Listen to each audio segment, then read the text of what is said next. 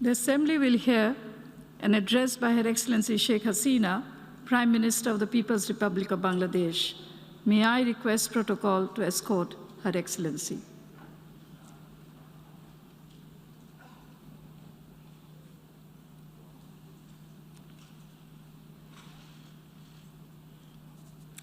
It's my distinct honor and privilege now to welcome Her Excellency Sheikh Hasina, Prime Minister of the People's Republic of Bangladesh, and I invite her to address the General Assembly. Madam Prime Minister.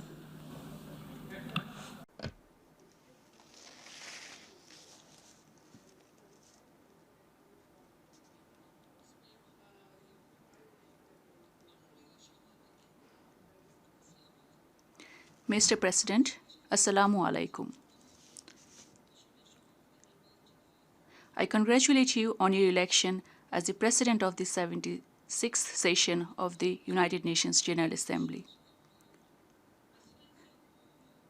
We have confidence in your presidency of hope to steer us through a sustainable recovery that leaves no one behind.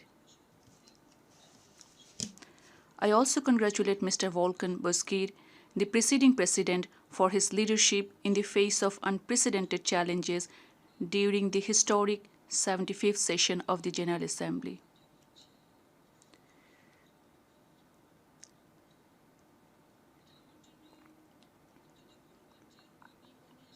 It's my great pride that this is my 17th participation in the UNGA to represent my country, Bangladesh.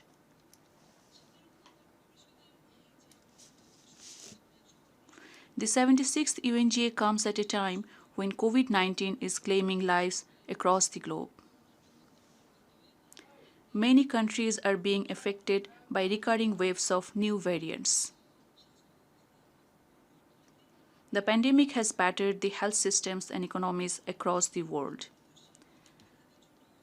I pay tribute to all the frontline workers for their dedicated service and sacrifice during the crisis. Against the grim reality of COVID-19, the theme of this session, centering around hope, is very timely. As an avowed supporter of multilateralism and the UN system, Bangladesh wishes to see this organization as a source of hope and aspiration during this critical time. We must set aside our differences and rise as one, harnessing our collective strength to build back a better world for all.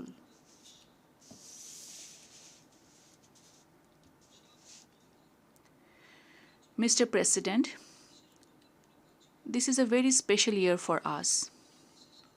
This year we are celebrating the Golden Jubilee of our independence.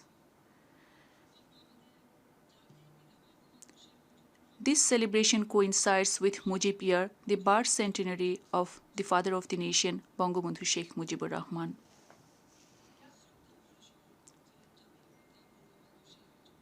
I pay my profound respect and homage to the father of our nation, Bangabandhu Sheikh Mujibur Rahman, whose selfless, lifelong struggle and visionary leadership brought us our long-cherished independence. I also pay my deepest tribute to the valiant freedom fighters for their courage and sacrifices to free our motherland. Our father of the nation was a strong advocate of multilateralism and called our United Nations as the center of people's future hopes and aspirations. On the first day of our journey in the United Nations, he had said, and I quote from his maiden speech to the UNGA on 25th September 1974, "Our goal is self-reliance. Our chosen path is the united and collective efforts of our people. International cooperation and the sharing of resources and technology could no doubt make our task less onerous and reduce the cost in human suffering." He called for building a world free of economic inequalities, social injustice, aggression, and threats of nuclear war.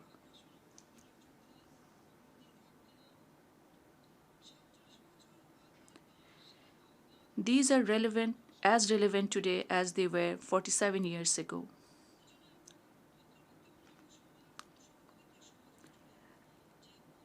As such, we continue to lend our voice and leadership to all those issues that aim at building an inclusive and equal society.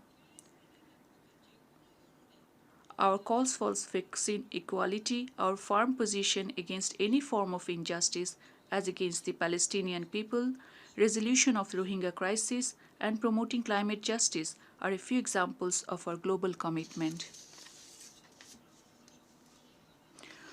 We have been working hard to fulfill the unfinished dream of our father of the nation. We are now among the 5 fastest growing economies of the world, ranking 41st in terms of GDP.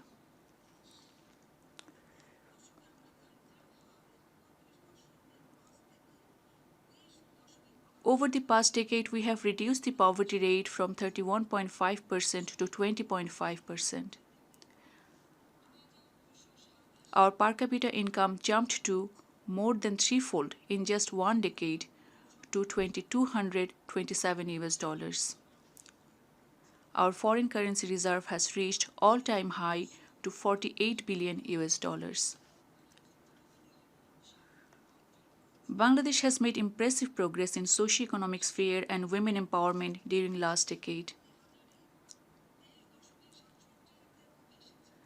The infant mortality rate has been reduced to 23.67 per 1,000. Maternity mortality rate to 173 per 100,000 live births.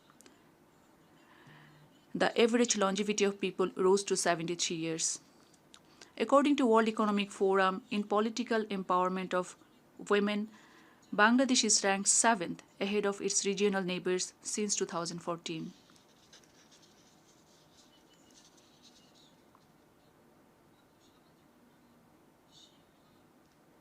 Our Digital Bangladesh initiative has stimulated transformative impacts on socio-economic development, education, disaster risk reduction, women empowerment, and so on. Our social safety net programs have also made significant expansion. As for SDG Index score, the Sustainable Development Report 2021 identified Bangladesh as having progressed the most since 2015. Such progress was due to heavy investment in women's advancement and empowerment, which contributed to our transformative development. We have achieved the milestone of LDC graduation this year. Our vision is to transform Bangladesh into a knowledge-based society, developed country by 2041, and a prosperous and resilient Delta by 2100.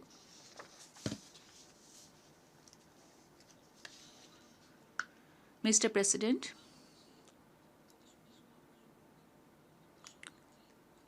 the COVID-19's impact on Bangladesh has been much less than feared. It is mainly because of our healthcare system that has been strengthened from the grassroots level. Besides, we adopted a timely, multi-pronged, multi-stakeholder approach to tackle its challenges. From very beginning, we took some firm decisions to balance between life and livelihood.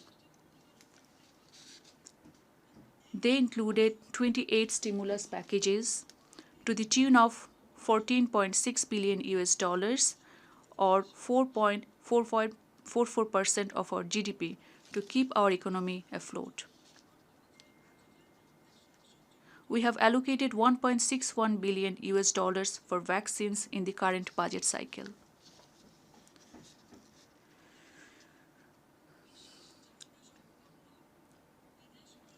Notably, we gave serious attention to the most vulnerable sections of our society, like the ultra-poor, disabled, elders, returnee migrants, and vulnerable women.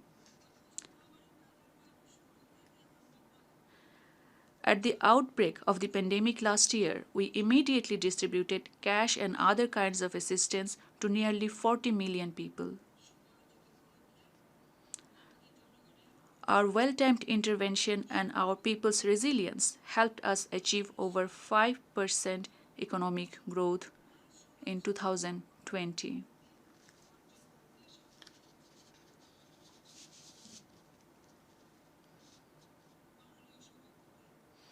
Mr. President, humanity since time immemorial has faced the onslaughts of nature and pestilence, as well as man-made conflicts and disasters. Yet humanity has survived these monumental challenges with hope in their hearts and belief in themselves.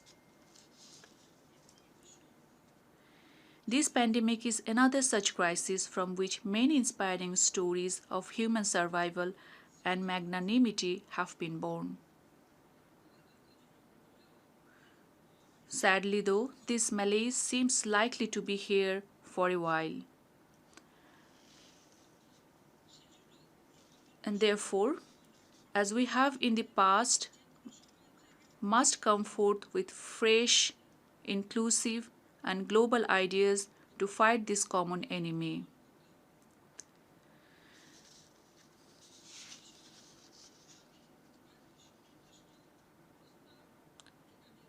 Let me highlight a few specific issues in this regard. First, for a COVID-free world, we must ensure universal and affordable access to vaccines for people across the world. In the last UNGA, I urged this August Assembly to treat COVID-19 vaccines as a global public good. This was echoed by many other leaders. Yet these calls remain largely unheeded. Instead, we have seen growing vaccine divides between the rich and the poor nations. According to World Bank, 84% of vaccine doses have so far gone to people in high and upper middle income countries, while the low income countries received less than 1%.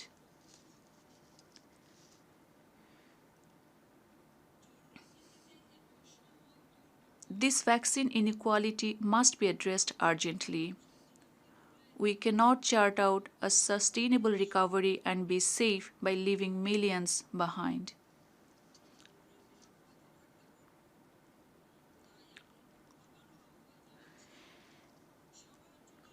Therefore, I reiterate my call to ensure equitable and affordable access to vaccine for all.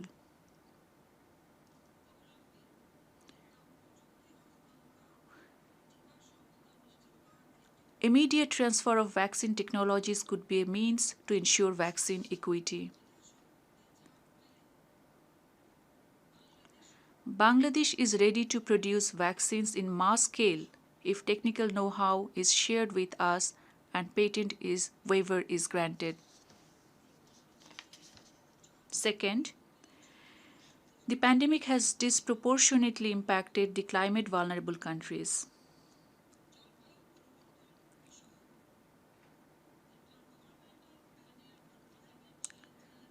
The Intergovernmental Panel on Climate Change Working Group 1 report provided a grim scenario of our planet.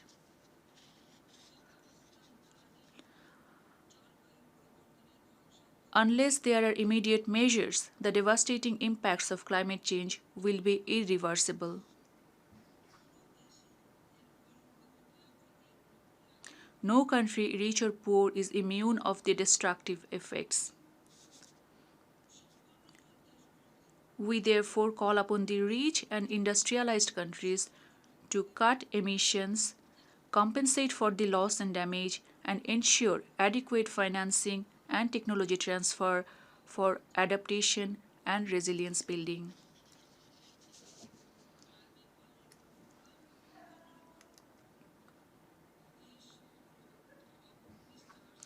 As the chair of the Climate Vulnerable Forum and the Vulnerable 20 Group of Ministers of Finance, we have launched the Mujib Climate Prosperity Plan Decade 2030, outlining a transformative agenda from climate vulnerability to climate prosperity.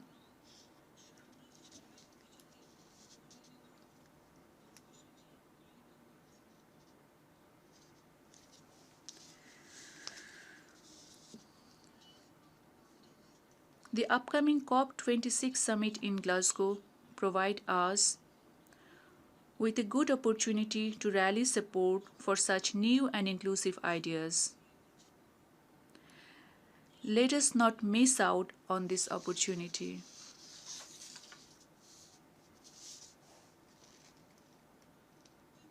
Third, the pandemic has severely disrupted our education system.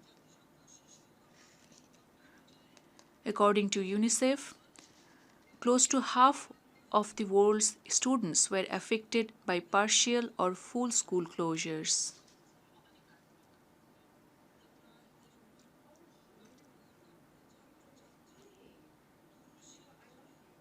Millions of students in low income countries did not have the resources and technologies to join remote learning facilities, jeopardizing decades of gain in enrollment, literacy rate, etc.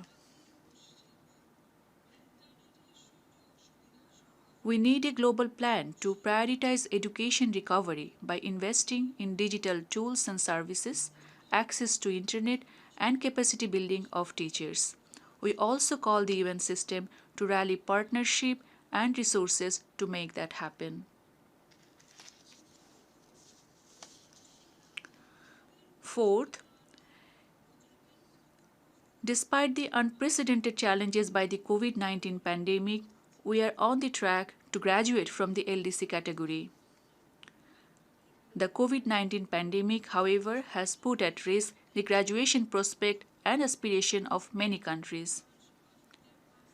To motivate and incentivize sustainable graduation, we look forward to receiving more support from our development partners for an incentive-based graduation structure. As one of the co-chairs of the preparatory committee of the LDC 5 conference, we expect concrete outcome of Doha conference enabling more countries to sustainably graduate out of the LDC category. Fifth, migrants have been the frontline contributors during the pandemic as essential workers in the health and other emergency services. Yet, many of them have been particularly hard hit due to loss of jobs, salary cuts, lack of access to health and other social services, and forcible return.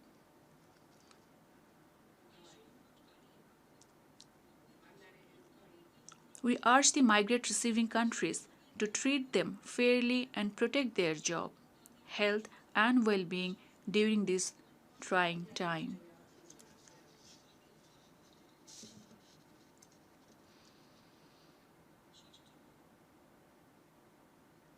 Sixth,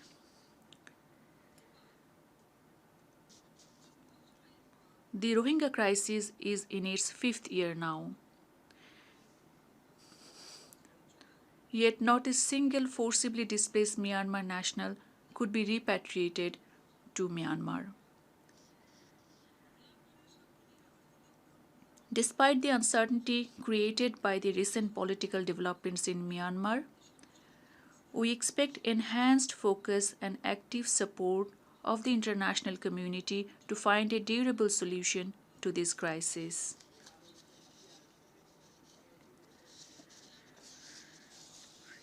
Myanmar must create the conditions conducive for their return.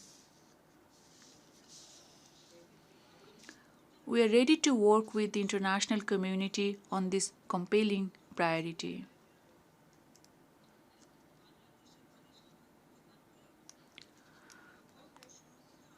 On our part, to ensure their temporary stay in Bangladesh, we have relocated some of the forcibly displaced Myanmar national Rohingyas to Bhasanchar.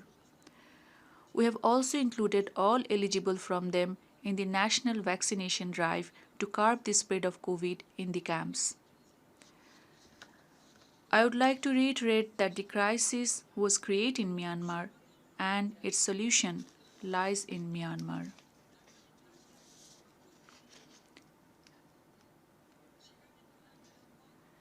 International community must work constructively for a permanent solution of the crisis through safe, sustainable and dignified return of the Rohingyas to their home in the Rakhine state.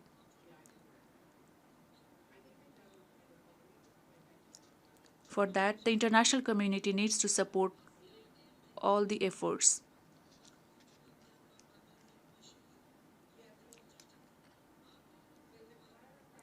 While we expect the ASEAN leadership to step up their ongoing efforts, the international community needs to support all the accountability process.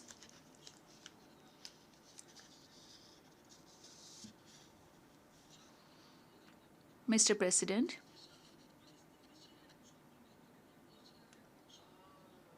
we envision a peaceful, stable, and prosperous South Asia. We firmly believe that it is upon the people of Afghanistan to rebuild their country and decide the course of the future themselves. Bangladesh stands ready to continue to work with the people of Afghanistan and the international community for its socio-economic development. Peace remains a preeminent focus of our foreign policy. As a proponent of the flagship resolution on culture of peace, we remain deeply committed to creating a peaceful society. The menace of terrorism and violent extremism are jeopardizing peace and security in many parts of the world. Therefore, we maintain a zero tolerance policy towards these menaces. Today, we take pride as the leading peacekeeping nation and for our contribution to global peace. Despite unprecedented challenges of the pandemic, our peacekeepers are serving in some of the most difficult circumstances across the globe with utmost dedication and professionalism. The international community must do everything possible to ensure their safety and security.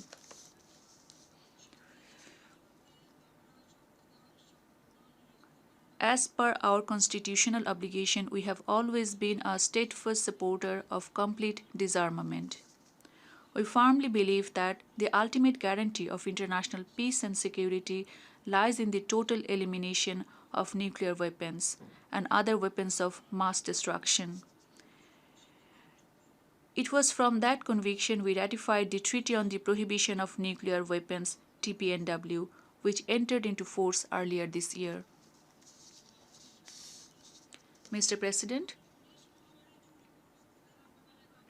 the COVID-19 has brought to the fore the inadequacy of the global response to tackle emergencies. It has also put a spotlight on the critical need for global solidarity and collaboration to effective COVID-19 response. We must demonstrate our ability to work and act together on global common issues and create space for new partnerships and solutions, and that must start right here at the UN, with the member states across regions rising above narrow political interest. Only then can we pursue any meaningful collaboration towards a resilient and inclusive recovery.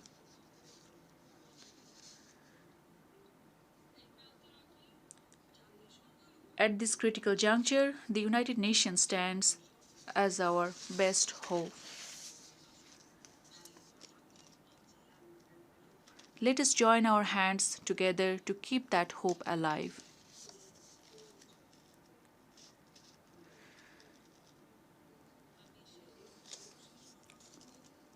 Before I conclude, I wish to humbly remind this revered body established to ensure peace and justice around the world that I am still seeking justice for the brutal massacre of my family that took place 46 years ago.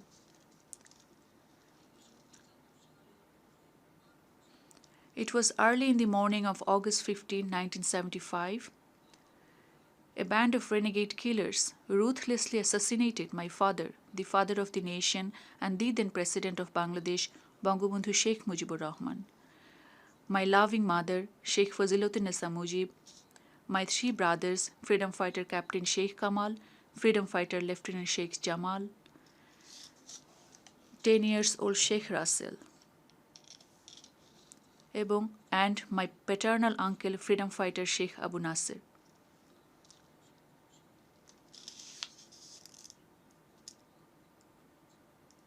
Eighteen of my close family members were brutally murdered.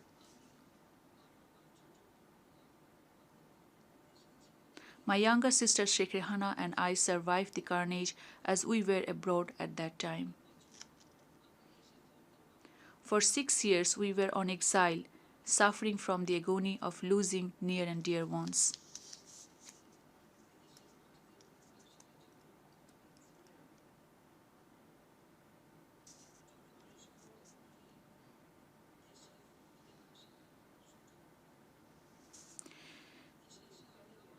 Nevertheless, my struggle continued, and upon returning to Bangladesh, I have devoted my life to fulfilling the dream of my father, father of the nation, Bangabandhu Sheikh Mujibur Rahman, for a happy and prosperous Golden Bengal.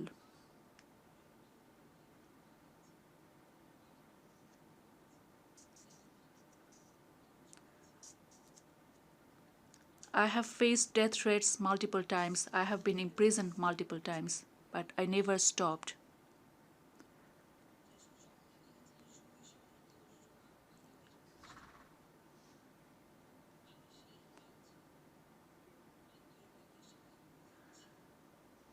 My only target is to fulfill the dream of my father to establish a Golden Bengal. I shall continue to do so as long as I live, inshallah. Inshallah, the people of Bangladesh will have a prosperous life. Thank you all once again. Khoda Hafiz. Joy Bangla, Joy Bangabandhu. May Bangladesh live forever.